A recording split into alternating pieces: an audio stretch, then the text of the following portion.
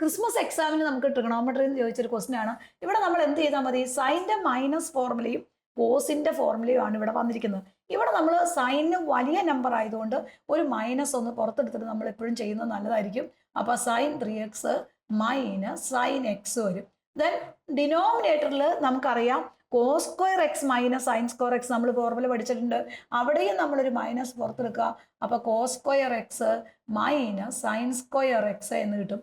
ഒരു negative number പുറത്തെടുത്ത് കഴിയുമ്പോൾ നമുക്ക് എന്താണ്? ഇത് നെഗറ്റീവ് പുറത്തെടുക്കുമ്പോൾ ഇത് ഓൾറെഡി പോസിറ്റീവായി, ഇത് എന്തായി? നെഗറ്റീവായി.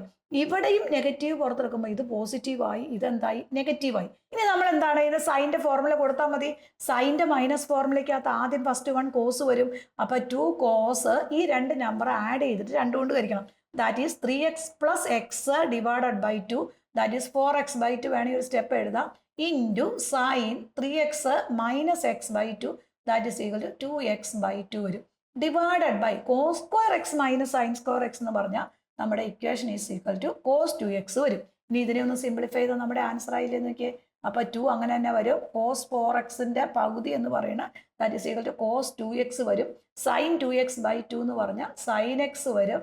ഡിവൈഡഡ് ബൈ കോസ് 2x വരും. ഇനി ഈ കോസും എന്തായി പോകും? ക്യാൻസൽ ആയി പോകും. അപ്പോൾ നമ്മുടെ ആൻസർ എന്ന് പറഞ്ഞാൽ എന്തായി? 2 സൈൻ എക്സ് ആയി.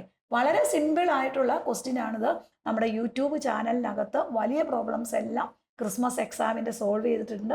കുട്ടികൾക്കെല്ലാം ക്ലാസ് ഓറയുടെ യൂട്യൂബ് ചാനലിൽ സബ്സ്ക്രൈബ് ചെയ്ത് കഴിഞ്ഞാൽ ആ വീഡിയോസ് എല്ലാം കുട്ടികൾക്ക് കാണാവുന്നതാണ്.